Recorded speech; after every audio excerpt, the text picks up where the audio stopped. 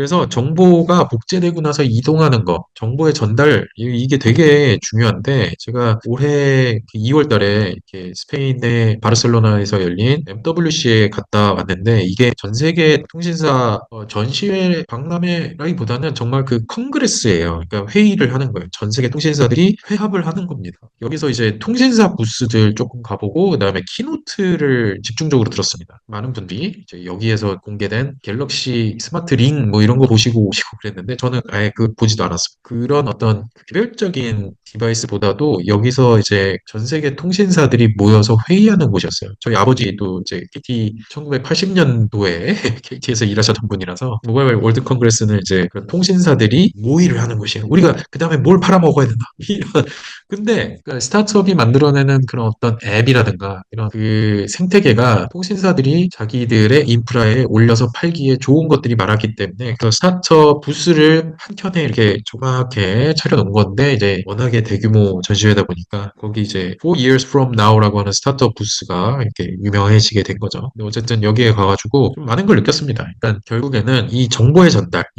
전달이 국가의 발전 아니면은 뭐 그런 그 어떤 세력의 발전에 굉장히 영향을 많이 준다라는 거를 조금 많이 느꼈고요. 그다음에 그러니까 디지털 기술의 발전이라고 하는 것의 기본은 인프라의 발전에서 한다라고 느꼈어요. 그래서 그 말씀을 좀 드리자면 이게 1980년대 이야기입니다. 그러니까 제가 81년생이라서 저도 잘은 모르는데 80년대에 이 유선통신이 생겼어요. 유선통신 전화 말하는 겁니다. 전화. 그 지금 이제 나이가 젊은 분들은 도대체 왜 스마트폰에서 이모티콘에 전화가 왜 까만색의 그 바나나 같이 생긴 그게 왜 그러지? 라고 할 때 수화기가 이렇게 생겼습니다. 수화기가 이렇게 생기고 그때는 이 용건만 간단히 이렇게 써 있죠. 그리고 여기 전화번호 누르는 것도 없었습니다. 이게 어디 나오냐면은 영화 서울의 봄에 보면 나와요. 서울의 봄에 보면 전화를 딱 들고 뭐 수방사 바꿔 뭐 이런 식으로 막 이렇게 소리 지르면 거기서 여기 이제 전화 교환원 하시는 분들이 여기서 이제 선을 빼가지고 다른 데다 연결하면은 그때 전화가 연결이 됐었어요. 그래서 이 직업이 그때 당시에 굉장히 스마트한 분들이 이 전화 교환원을 할 수 있었고, 왜냐면 잘못 연결하면은 다른 사람이랑 통화를 하게 되는 거. 이 이제 요 구멍 하나하나가 이제 그 전화가 있는 그 장소를 의미하는 거였어요. 그래서 이 전화 교환원이라고 하는 직업이 그때 당시에 연봉도 굉장히 높고, 그랬죠. 선망의 직업이었는데, 이제 저희 아버지가 한국통신에 들어가가지고 이제 했던 프로젝트가 전화 자동 교환기라고 하는 겁니다. 그래서 지금 아마 요거는 기억나실 겁니다. 이제 뭐 응답하라 1998이나 뭐 이런 데 나오는 요 꾹꾹꾹꾹 누르면 전화가 이제 걸리는 요게 자동화된 거예요. 그나마. 그러니까 12개의 번호가 샵이 있고 별이 있죠. 근데 요게 이 전화번호라고 하는 그게 그 전까지는 이게 없었다는 거죠. 이게 없고 이렇게 전화 들고 야 청와대로 연결해 주세요. 그러면 청와대로 연결해주고 뭐 그런 상황이었는데 전화자동 교환기가 그때 이제 국산화가 됐어요. 그래서 이때 전화 인프라가 쫙 깔리면서 그다음에 전화 자동 교환 기술이 보급이 되면서 그러면서 서울에 있는 사람이 부산에 있는 사람이랑 언제든지 통화를 할 수 있게 됐어요. 그게 80년대 초입니다. 그러니까 이게 얼마 안 됐죠. 뭐 한 40년 전 이야기죠. 40년 전 이야기인데 그러면서 이제 소비자 단말들이 발전하기 시작했어요. 그래서 유선 전화가 생기고 그다음에 무선 전화가 생겼습니다. 그러니까 무선 전화는 우리가 뭐 휴대폰 뭐 이거 얘기하는 게 아닙니다. 그냥 선이 없는 집 안에서 쓸 수 있는 그 무선 전화 뭐 이런 것들이 생기고 그다음에 그 인프라 기반으로 080 서비스가 생겼습니다. 이거 뭐냐면은 전화번호를 눌러요. 080-333-6666 뭐 이렇게 하면은 오늘의 운세 뭐 이러면서 오늘 날씨는 이러면서 오늘 프로야구 스포츠 결과는 이러면서 돈을 받아가던 그런 080 서비스가 생겼었습니다. 그리고 전화번호부 안내 뭐 이런 것들이 생겼고. 자, 그리고 90년대랑 2000년대에는 이제 인터넷망이 보급이 되기 시작했죠. 뭐 스타크래프트 뭐 유명하지만 지금 롤이랑 비슷하다고 봐야겠다. 뭐 엄청난 인기를 얻었던 스타크래프트 같은 경우에는 이제 90년대 후반이었죠. 왜냐면 인터넷이라고 하는 게 나온 지가 그렇게 오래되지 않은 거예요. 그러니까 90년대 중후반, 그러니까 저랑 또 친한 분들이 또 그때 당시에 우리나라에서 처음으로 인터넷망 사업자라고 하는 걸 하셨어요. 그래서 ISP라고 하는데 인터넷 서비스 프로바이더라고 하는 그거를 하셨던 분들이 아직도 지금 정정하게 활동하고 계십니다. 그래서 이 인터넷망이 또 우리나라에 쫙 깔리면서 그 인터넷 인프라라고 하는 게 생기면서 컴퓨터가 연결이 되기 시작을 했죠. 이게 되게 중요합니다. 그다음에 이 메가패스 이렇게 돼 있는데 메가패스가 또 저희 아버지가 또 그 프로젝트에 또 들어가 있었어가지고 그래서 메가패스, 뭐 PC통신, 그 전에는 PC통신이었어요. 그러니까 인터넷 인프라가 깔리기 전에는 전화선을 이용해서 통신을 할 수 있게 하는 PC통신이라고 하는 게 1990년대, 96년, 93년, 뭐 그때 이제 막 PC통신이 막 시작이 됐었고, 그때부터 우리나라가 막 집회나 시위나 뭐 이런 것들이 되게 조직화되기 시작했습니다. 그리고 붉은 악마라고 하는 어떤 동호회도 온라인 PC통신 동아리에서 생겨가지고, 이제 축구를 좋아하는 사람들이 모여가지고, 붉은 악마 해가지고 동호회가 생겼고 그게 엄청 커가지고 월드컵 때 뭐 유명해졌고 근데 어쨌든 인터넷 인프라가 이제 2000년대에 들어가면서 이제 굉장히 탄탄하게 빨리 깔렸죠. 그래서 방섬유 케이블이 깔리면서 이게 빨라졌습니다. 그래서 지금 이제 이런 인프라가 발전을 하면 그러면 결국에는 단말기가 발전을 합니다. 그러니까 삼성에서 만들었고 LG도 만들었고 뭐 컴퓨터 만들었었어요. 뭐 뉴텍 컴퓨터라든가 뭐 또 지금 이제 남아 있는 회사들 있죠. 한성 컴퓨터 그다음에 뭐 늑대와 여우 뭐 이런 하여튼 그런 이제 단말기들이 발전을 하고 노트북, 데스크탑, 그다음에 소프트웨어 쪽에서는 운영체제 이런 것들이 발전을 하기 시작을 합니다. 그래서 윈도우 95 운영체제가 95년도에 나왔었고 계속해서 이제 운영체제가 발전을 하다가 2000년도에 이제 모바일 인터넷이 나오게 되죠. 그 1G, 2G, 3G, 4G 뭐 이런 식으로 이제 5G, 지금 5G인데 근데 이거는 인프라의 변경을 의미합니다.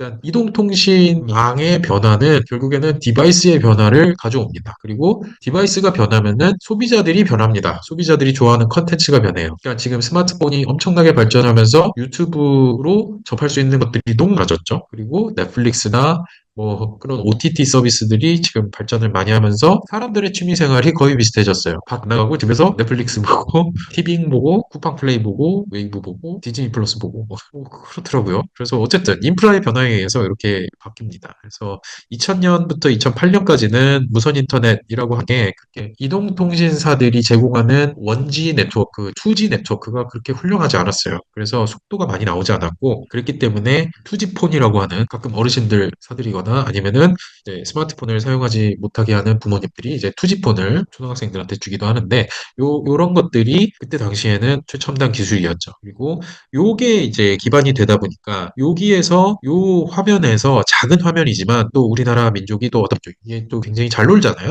그래서 요 깨작깨작거리는 요 화면에서 이제 노키아 같은 경우에는 노키아라는 휴대폰 회사가 여기서 이제 스네이크 게임을 만들어서 뱀이 그뭐 사과를 잡아먹는 그런 이제 게임을 만들어서 되게 유명해졌는데 우리나라는 이거를 이제 플랫폼화 시켜서 앱스토어를 세계 최초로 만든 게 우리나라 그 여기 보면은 네이트 버튼 누르면은 접속을 해가지고 게임을 다운로드 받아가지고 맞고를 칠 수도 있고 고스톱 칠 수도 있고 그다음에 거기서 이제 프로야구 게임을 하기도 하고 막 그때 게임의 사이즈가 128KB 그러니까 굉장히 작은 엄청나게 작은 용량의 게임을 만들어서 이걸로 돈을 많이 벌었어요. 그래서 컴투스, 게임빌 이런 회사들이 그때 돈을 많이 벌어서 지금도 컴투스가 있죠. 네, 지금도 이제 잘 하죠.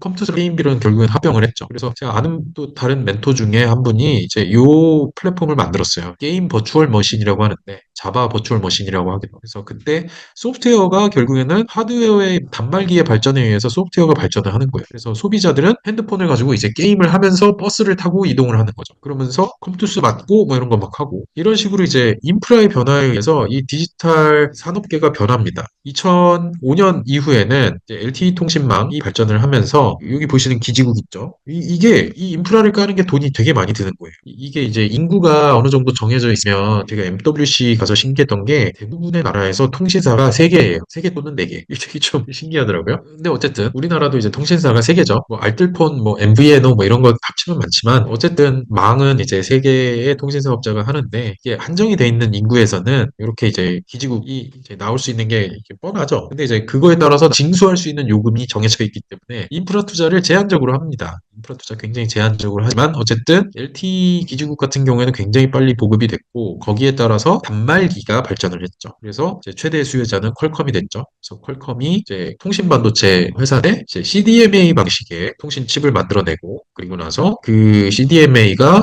스마트폰에만 적용된 게 아닙니다. 그 전에 이 피처폰일 때도 퀄컴 스티커가 붙어 있었어요. 그래서 삼성이 만든 것 중에 그 깍두기 폰이라고 이제 벽돌폰 이렇게 있습니다. 이렇게 A100이라고 하는 그 폴더폰이 퀄컴 그 칩을 썼고, 그다음에 퀄컴은 여전히 스냅드래곤 시리즈로 해서 스마트폰에 이제 칩을 많이 넣고 있죠. 프로세서를 많이 넣고 있는 거죠. 그래서 스마트폰 디바이스의 발전이 지금 벌써 2007년부터라고 보면 스마트폰의 발전에 의해서 소프트웨어가 또 역시나 발전을 할 수 있게 됐고, 뭐 앱스토어라고 하는 그 생태계에 의해서 이렇게 다양한 앱들이 생기면서 지금 이제 소비자들의 생각 또는 업무 형태의 변화를 많이 가지고 왔죠. 이게 결국에는 인프라의 변화에서 시작이 된다라는 것을 많이 느꼈습니다.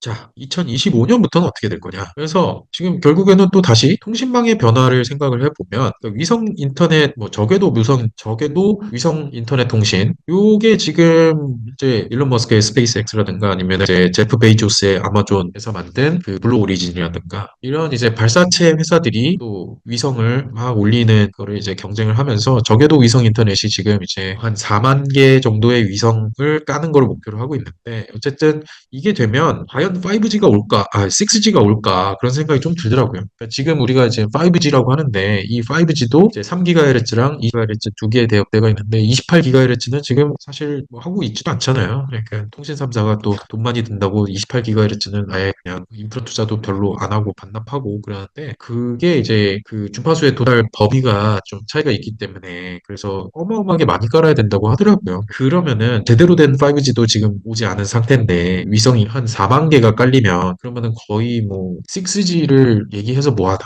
이런 생각을 좀 하게 됩니다. 어쨌든 제가 봤을 때는 이 적외도 위성 인터넷은 이제 차세대 통신 인프라가 될 게 거의 확실하다고 생각이 돼요. 자, 그러면은 이 단말 쪽에서는 어떻게 변화가 될 거냐? 그러니까 인공지능 반도체가 들어가고 어떤 서버나 뭐 이런 이제 하드웨어가 발전할 거고, 그다음에 소프트웨어 측면에서는 지금도 뭐 깜짝깜짝 놀라죠. 지금도 깜짝깜짝 놀랄 정도로 이제 그 생성형 AI, 이제 트랜스포머 방식의 데이터 처리를 하면서 그 생성형에 관한, 그러니까 정말 인간이 생각하는 방식이랑 비슷한 방식으로 해서 이제 구현을 하는 그런 것들이 나오면서 지금 소프트웨어가 막 발전을 하고 있죠. 이제 우리한테는 어떻게 영향을 미칠 거냐. 이제 이런 단말들이 로봇이라는 형태로 구체화되고 자동차 형태로 구체화가 되고 그래서 이제 테슬라에서 옵티머스 만들고 중국에서 로봇을 엄청 싸게 만들고 싼데 좋게 만들고 역시나 이것도 마찬가지죠. 자동차도 싸게 만들고 이제 그런 것들이 지금 이제 많이 보이고 있죠. 우리가 뉴스로도 굉장히 많이 듣고 있고. 그런데 이게 결국에는 문제는 통신 인프라와의 연결인데 이제 테슬라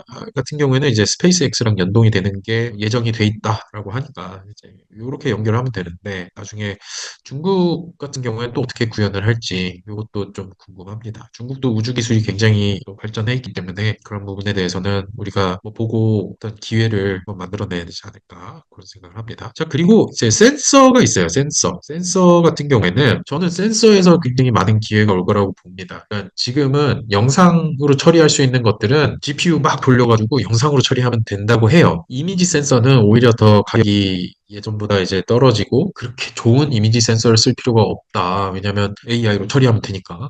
이제 이 영상 센서는 이제 그렇다라고 합니다. 저는 들은 말이에요. 근데 이제 제가 참여한 회사 중에 이제 라돈 센서가 있어요. 그래서 이 라돈을 감지하는 센서인데 이 라돈 센서는 뭐 제가 이제 투자를 하기도 하고 이 회사 이제 성장에 제가 기여를 했죠. 근데 라돈 센서가 눈에 보이지 않던 것들을 볼 수 있게 만들어줬었어요. 그래서 그게 라돈 침대 사건의 도화선이 됐죠. 그 라돈 침대에 의해서 이제 그 음이온이 많이 나오는 침대 뭐 이런 것들은 회사가 없어졌죠. 그리고 요즘에 침대 광고 많이 하고 있는데 뭐 라돈 인증을 받았다 뭐 이런 것들이 많이 나오죠.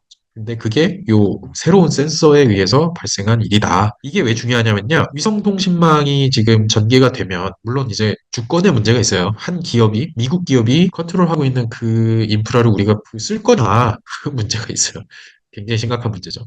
근데 어쨌든 적어도 위성 인터넷이 보급이 되면 이제 센서를 정말 설치하기 너무 쉬워집니다. 산간 오지에다가 센서를 이제 막 심는 것들이 문제가 해결이 되기 쉬워져요. 배터리 문제는 재생에너지, 태양에너지라든가 아니면 배터리 문제는 이제 해결을 하면 되는 거고, 근데 이제 통신을 끌어다 쓰거나 뭐 이렇게 하기가 어려운데 위성 인터넷이 발전이 되면 위성으로부터 수신하는 기술도 발전할 거고 수신된 신호를 근처에 스프레딩하는 것도 발전할 거고 그 통신 신호들을 이제 핸들링하는 기술들이 발전할 거기 때문에 사막이나 숲속이나 물 위에나 이런 데다 이제 센서 띄워놓고 측량을 하거나 혹은 이제 IoT 기술들이 굉장히 큰 기회를 맞이하게 될 겁니다. 그래서 이제 소프트웨어적으로는 이제 AI 경제 얘기를 하더라고요. 뒤에 이제 얘기가 좀 나오겠지만 이동통신사들이 요걸 노리고 있어요. 요걸로 돈 벌어야지? 막 이러고 있어요. 그래서 AI 경제에 대해서는 뒤에 조금 나오니까 얘기를 하고 이제 요게 있죠. 그냥 뭐 날개 프로펠러 4개 달려있는 드론 사진을 갖다 놔도 됐었는데 왜 굳이 또 이 무서운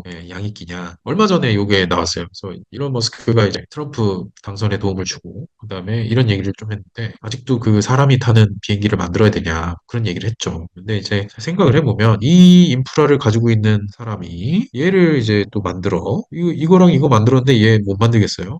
자, 그러면은 이 망을 갖고 있는 사람이 결국에는 압도적으로 유리하지 않을까. 그래서 앞으로 이제 그 통신 인프라의 변화는 이쪽으로 가는 게 거의 뭐 갈 것 같아요. 네, 그래서 이제 여기에서 할 수 있는 비즈니스, 여기서 할 수 있는 어떤 단말, 여기에서 필요한 센서, 뭐 이런 것들을 잘 생각을 해보시면 이 저궤도 위성 인터넷에 기반한 어떤 기술의 발전은 눈에 그냥 선하게 보입니다. 앞으로 이제 이런 것들이 뭐 많이 나올 텐데 그 결국에는 통신 인프라 어떻게 될 거냐를 상정을 하는 거기에서 서버, 클라이언트, 단말, 서버 기술, 그다음에 소프트웨어, 컨텐츠 이런 게 어떻게 변할까를 생각을 해보면 그다음에 이제 할 수 있는 것들은 많아지는 거죠. 돈을 벌 수 있는 기회도 많아지는. 이게 이제 아까 말씀드렸던 이제 마이크로소프트 부회장의 기조 연설을 제가 가서 들었던 내용인데, 이 장표 아까 전에 그 인쇄술의 발전, 그 장표에서 이제 그 비슷한 느낌이죠. 그래서 흔히 만든 장표예요. 여기 이제 Tech Stack for AI라고 이렇게 여기 이제 써 있는데, 여기 보면은 이제 칩 산업, 그 다음에 AI 데이터 센터, 그 다음에 데이터 그 자체, 데이터를 만들어내는 거, 그리고 파운데이션 모델, 툴링,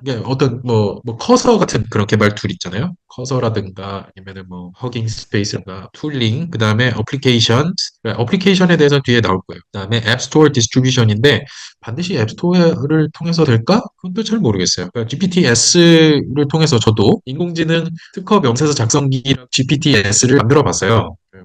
GPT-S에 들어가서 한글 명세서 작성기 이렇게 한번 쳐보시면 제가 만든 게 나옵니다. 그래서 여기 보면은 앱스토어가 과연 AI 시대 때도 이게 될지는 잘 모르겠습니다. 근데 어쨌든 이것도 이제 그 부회장님이 마이크로소프트 부회장님이 얘기를 했고 결국에는 아까 전에 그 인쇄술 같은 경우에도 작가랑 자 이게 이제 맨 마지막에 나왔었죠. 그래서 developers and users 이렇게 나오죠. 이런 게 이제 앞으로의 AI 생태계를 구성을 할 거다. The new AI economy라고 했고 electrical power plus connectivity. 그러니까 통신이 인프라가 되게 중요하고 그다음에 전력 기술이 중요하게 되는 거죠. 그래서 좀 정리를 하자면 이제 산업혁명이라고 하는 게 이제 1차 산업혁명, 2차 산업혁명, 3차 산업혁명, 4차 산업혁명으로 나눠진다. 저는 사실은 그게 뭘 나눠서 뭐 하나 뭐 그런 생각을 하던 사람이었는데 나누고 보니까 또 의미가 있더라고요. 1차 산업혁명은 이제 증기기관이다. 증기기관에 의해서 18세기에 벌어졌던 제임스 와트. 그다음에 2차 산업혁명은 전기에너지. 19세기 후반, 20세기 초반에 에디슨이랑 JP 모건이랑 포드 요 셋이 굉장히 친했대요. 그래서 같이 미국 일주 여행도 다니고 그 JP 모건이라고 하는 금융가, 에디슨이라고 하는 발명가, 헨리 포드라고 하는 그런 자동차 사업가, 전성기를 이끌었죠. 그때 이제 뭐 니콜라 테슬라도 있었고 웨스팅하우스도 있었고 아무튼 그때 전기 에너지를 기반한 2차 산업혁명이다 이렇게 얘기를 하고 컨베이어 벨트 나오죠 여기 포드. 자 그리고 3차 산업혁명이 이제 컴퓨터나 인터넷 20세기 후반에 3차 산업혁명이다라고 얘기를 하고 4차 산업혁명이 이제 인공지능 빅데이터라고 얘기를 합니다. 처음에 저는 이게 굳이 뭐 이걸 이렇게 다룰 필요가 있나 생각했는데 근데 또 지금 이제 명확해졌죠. 그래서 인공지능 기반의 AI 혁명이 지금 일어나고 있죠. 아무튼 그래서 지금 이제 1차 산업혁명은 이제 증기기관에 관한 거였어요. 그래서 제가 작년에 영국에 갔다가 증기기관 이 자연사 박물관이에요. 런던에 있는 자연사 박물관인데 여기 가서 너무 감동적이었어요. 그래서 제임스 와트 앤 매튜 볼튼인데 우리는 제임스 와트만 아는데 이 매튜 볼튼이라는 사람이 제임스 와트를 찾아낸 사람이에요. 그러니까 이 사람 광산업자인데 이 제임스 와트를 어떻게 찾았냐면 제임스 와트가 특허를 냈어. 1769년도에 이제 출원했던 특허인데 이거를 그때 당시에는 이 특허 문서가 특허청에 영국 특허 전에 이제 꽂혀 있어요. 그 도서관이 있었어. 도서관에 가서 이제 매튜 볼튼이 이제 자기 광산에서 이제 구정물을 퍼내야 되는데 기존의 증기기관, 제임스 와트가 증기기관을 완전히 처음 만든 사람이 아닙니다. 인공지능 기술을 오픈AI가 만들었나요? 인공지능 기술은 그 전에도 이제 있었죠. 있었는데 트랜스포머 모델을 아주 적극적으로 적용시킨 게 오픈AI죠. 그러니까 그 마찬가지로 그 전에도 증기기관이 있었어요. 뉴커먼 기관이라고 진짜 증기로 이렇게 힘을 이렇게 밀어내는 건데 그게 문제가 힘이 전달이 잘 안 되는 거야. 증기만 이렇게 막 나오니까 가습기 보시면 아시겠지만 가습기에서 무슨 힘이 나겠습니까? 그래서 제임스 와트가 거기다가 응축기를 달아놨어요. 응축기를 거기다가 여기 응축기가 있는데 뜨거운 증기를 모아놨다가 그거를 빵 터지면서 힘을 제대로 나게 한 거죠. 그래서 이 매튜 볼턴이라고 하는 광산업자가 이거 우리 광산에 폐수를 퍼나는데 써야겠다라고 하면서 제임스 와트한테 엔젤 투자를 하면서 동업을 하게 된 거죠. 그래서 두 사람이 이제 1차 산업혁명 긴 그 계기가 된 거죠. 근데 그때 이 특허를 냈어요. 이 제임스 와트가 특허를 내가지고 굉장히 그 영국을 산업혁명으로 만들어가지고 발전을 많이 시켰죠. 그리고 나서 대영 제국의 기반이 된 거죠. 그 전에도 물론 이제 엘리자베스 1세가 잘 했고 그렇지만 결국에는 영국이 태양이 지지 않는 나라라는 별명을 얻었던 그 계기에는 그 뒤에는 1차 산업혁명이 있죠. 근데 1차 산업혁명이 일어났던 계기가 참 재밌습니다. 이게 영국에서 특허법을 처음 시행한 게 1623년이에요. 그래서 1623년도에 그때 당시에 프랑스보다 겁나 못 살았대요. 그래가지고 프랑스는 대륙 중간에 있으니까 막 이 사람도 막 모이고 저 사람도 모이고 그러니까 다양성을 가진 나라는 무조건 발전을 하게 돼 있더라고요.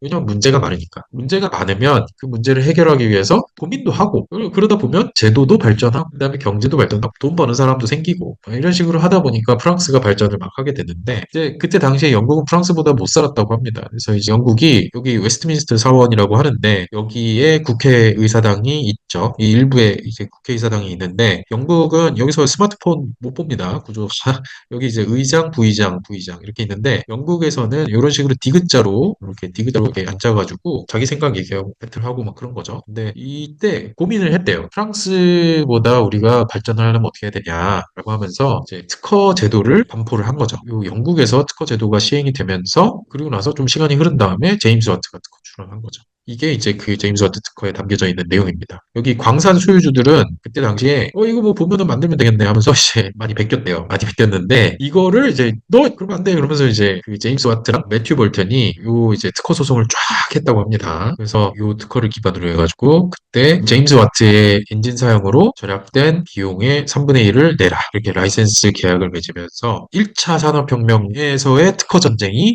벌어진 거죠. 18세기부터 특허 전쟁이 발생을 했고요. 2차 산업혁명은 전기라고 했죠. 여기 이제 잘생긴 요분이 토마스 에디슨의 젊었을 때입니다. 그래서 저는 지금도 신기합니다. 이 죽음기인데 이건 너무 신기한 것 같아. 어떻게 이런 생각을 했는지. 어쨌든 사람의 음성을 녹음해냈다가 그 음성을 재생할 수 있는 죽음기라고 하죠. 그다음에 전구도 만드셨고 이분이 또 특허가 엄청 많은데 그 특허 많아가지고 뭐 하겠습니까? 다 이제 소송에 쓴 거죠. 그래서 야 하지마 이러면서 특허 소송을 굉장히 많이 했습니다. 2차 산업혁명의 대표적인 특허 전쟁은 또 에디슨이에요. 에디슨이 특허 괴물 아니냐 같은 얘기를 할 정도로 그때 당시에 특허 소송을 많이 했습니다. 지금 로스앤젤레스에 할리우드가 있는데 그 할리우드의 배경이 된 이유가 바로 에디슨이 자기 특허를 강력하게 주장을 해서 그랬대요. 그래서 에디슨이 이 영화 카메라 및 필름 시스템에 대한 특허를 통해서 경쟁자들 상대로 23건의 특허 침해 소송을 제기해가지고 그래서 그때 당시에 이제 뉴욕이나 동부에서 영화 제작을 하시던 분들이 특허 소송을 엄청나게 많이 당하고 이 영사기 특허 자체를 에디슨이 갖고 있었기 때문에 특허 소송을 하도 많이 당하고 그 다음에 에디슨이 좀 웃겼던 게 영화는 무조건 20분 이내로 만들어 이랬대. 장편 영화를 만들고 싶은데 못 만들었대요. 그래서 이 사람들이 다 이제 도망가가지고 에디슨이 설마 여기까지 못 오겠지. 실제로 에디슨이 이제 동부 쪽에 있었기 때문에 서부에서 무슨 일이 일어나는지를 파악하는 게 쉽지는 않죠. 나라가 워낙에 넓으니까. 하여튼 그래가지고 요게 이제 에디슨의 특허 전쟁에 의해서 할리우드가 생겼다라고 합니다. 이거는 전설 같은 얘기지만 사실입니다. 자, 그리고 3차 산업혁명은 이제 컴퓨터랑 인터넷과 관련된 내용입니다. 그러니까 이런 이제 퍼스널 컴퓨터의 시대를 열었죠. 그리고 이제 모바일 인터넷이 개화가 됐죠. 그래서 특허 전쟁에 대해서 이제 이야기를 조금 할 건데 여기 보이는 그 회사들 로고 보면은 이 회사들 중에서 또 삼성전자가 들어가 있다는 게 또 참 대단한 일이기도 하고 좀 힘을 냈으면 좋겠는데 안타깝네요. 아무튼 3차 산업혁명은 이제 인터넷과 모바일의 혁명이라고 봐야 되는 거죠. 근데 이제 모바일의 시대가 열리기 전에 사실 인터넷의 시대에서도 이 특허 소송이 상당히 많았어요. 근데 스마트폰의 시장이 쫙 열리면서 이 디바이스의 개수가 너무 많아진 거예요. 예전에 이제 한 집에 컴퓨터 한 대, 요 정도잖아요. 컴퓨터가 이제 또 자리도 차지하고 그러니까. 근데 이제 한 사람당 스마트폰 한 대가 뭐야? 두세 대 갖고 있는 사람 많잖아요. 그러니까 이 모바일 디바이스가 개수가 많아지다 보니까 거기다가 단가는 뭐 지금이야 낮아졌지만 지금이야 뭐 갤럭시 A 같은 경우에는 뭐 20만 원대, 뭐 10만 원대 스마트폰 이런 게 많아졌지만 어쨌든 개별 단가 자체도 높고 하니까 이게 이제 돈이 되는 거죠. 그래서 소송이 엄청나게 많이 늘어났어요. 이게 그때 당시에 그러니까 2010년대 초반에 특허 소송 지도예요. 여기 보면은 애플이 소송을 하기도 하는데 주로 애플은 화살을 받아, 화살 받아, 화살 받아, 화살 받아, 화살 받아, 화살 받아, 화살 받아. 그리고 얘는 왜 여기 있지? 코닥. 코닥이라는 그 로고가 왜 여기 있죠?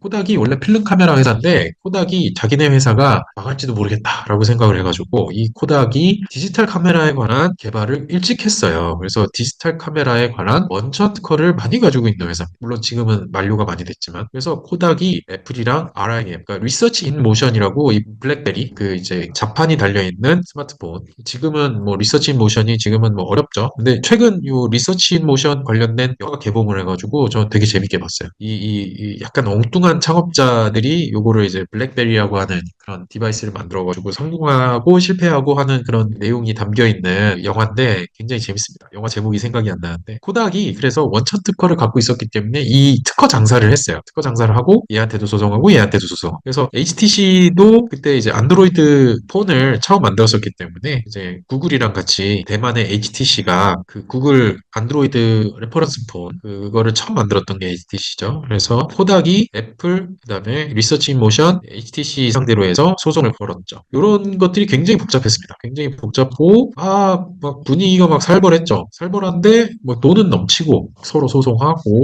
그 와중에 여기 이제 인터디지털이라는 회사가 있습니다. 여기는 이제 LTE랑 3G 뭐 이런 그 통신 기술에 관한 통신 반도체나 통신 기술에 관한 그런 표준 특허를 많이 가지고 있는 회사예요. 그래서 인터디지털은 직원이 400명이었을 때 20명 빼고 전부 다 연구원이었다고 합니다. 그리고 공장은 없고 생산 공장을 없애서 연구소만 있고 특허만 잔뜩 내가지고 이걸로 소송을 막 한 거죠. 화웨이, 뭐 GT, 삼성한테는 소송은 안 했는데 삼성이 인터디지털에 낸 돈이 상당히 컸습니다. 하여튼 이런 식으로 해서 이제 스마트폰 전쟁이 일어났었고 애플 삼성 소송은 너무너무 유명하죠. 그런데 정작 우리나라에서는 잘 알려져 있지 않은데 애플 삼성 소송 같은 경우에는 애플이 좀 유리하게 끝났어요. 그로 인해서 디자인권이 굉장히 중요해졌죠. 그런 게 지금은 정리가 됐는데 자 넥스트로 이게 언제 벌어질지에 대해서는 아마 조만간 벌어질 것이 나오는데 4차 산업혁명이라고 하는 게 결국에는 AI 관련된 거기 때문에 AI에 관련된 디바이스, AI에 관련된 반도체, AI 관련된 반도체 생산 장비, 서버, 클라우드 기술, 서비스 등등등등 이런 이제 특허 전쟁이 아주 조만간 발생할 겁니다.